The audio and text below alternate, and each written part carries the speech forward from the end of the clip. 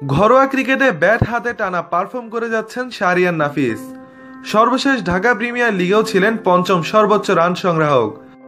তারপরও অস্ট্রেলিয়া ও দক্ষিণ আফ্রিকা সিরিজের জন্য ২৯ সদস্যের স্কোয়াডে অনুপস্থিত। প্রধান নির্বাচকের এলোমেলো ব্যাখ্যা ব্যাটিং অর্ডার নিয়ে, তাতে বিস্মিত জাতীয় দলের এক সময়ের নিয়মিত এই ওপেনার। দল ঘোষণার দিন নাফিস প্রসঙ্গে বাংলাদেশ ক্রিকেট বোর্ডের প্রধান নির্বাচক মিনহাজুল আবেদিন নান্নু বলেছেন, বাংলাদেশ দলের টপ অর্ডারে নাফিসের কোনো জায়গা নেই। এছাড়া প্রিমিয়ার লিগে নিজের ব্যাটিং পজিশনেও সে নামেনি, ব্যাটিং করেছে ৪ ও ৫ নম্বরে। নাফিসের ব্যাটিং পজিশন নিয়ে নান্নুর এই ভুল মন্তব্যই বিস্মিত হওয়ার কারণ।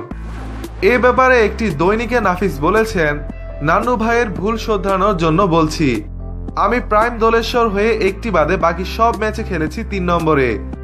ব্যতিক্রম ম্যাচটি সুপার লিগে মোহামেডানের বিপক্ষে, সেখানে ওপেনিংয়ে নেমে ৭০ রান করেছি। এটা নিয়ে নির্বাচকদের মধ্যে আলোচনা হতে পারে, তা নিয়ে মাথা ঘামাচ্ছেন না নাফিস। তার হতাশার মূল কারণ ভালো করেও দলে সুযোগ না পাওয়া।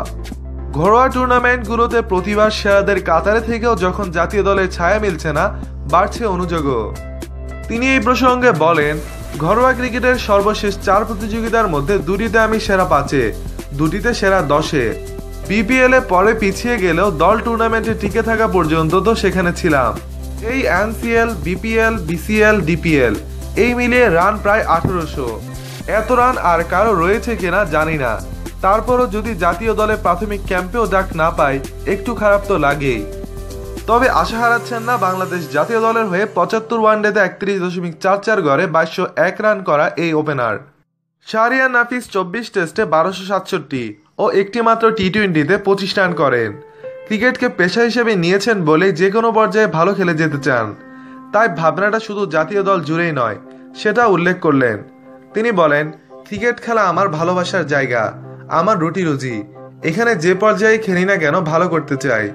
ঘরোয়া ক্রিকেটে চাই আধিপত্য বিস্তার করে খেলতে, তাতে জাতীয় দলে ফিরতে পারলে ভালো, তবে শুধু সেটি মাথায় রেখে ক্রিকেট খেলছি না।